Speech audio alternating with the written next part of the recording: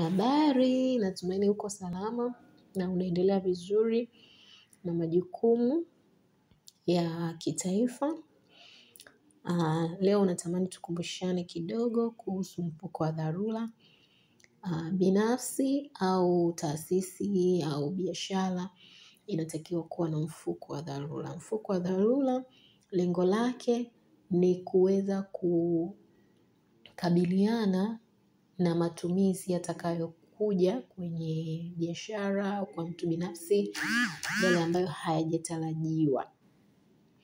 Na mfuko huu wa dharura pia unatakiwa kuainisha dharura ni nini. Changamoto inaweza isiwe kuweka pesa kwenye mfuko wa dharura. Changamoto inaweza kuwa matumizi ya mfuko huu wa dharura. Kwa kila mtu ana dharura zake. Na dharura ni kile kitu ambacho hukitarajia. Kimekuja ghafla, mfano umeumwa, umepata taarifa mbaya ambayo inahitaji kutumia pesa. Na ni kitu ambacho ni dharura na ni muhimu.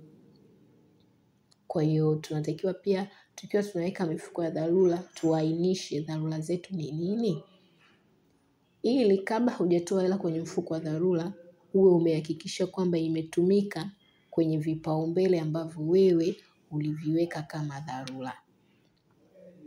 Na natumaini itatusaidia, na natumaini pia itatukumbusha kwa wale ambao tulikuwa tunajua. Tunaweza sasa kuanza kuweka mfuko wa dharura, lakini pia kuweka vipaumbele katika mifuko hiyo ya dharura.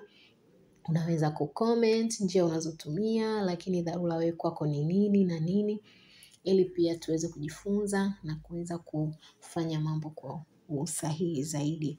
Asanteni, nikutakie siku njema.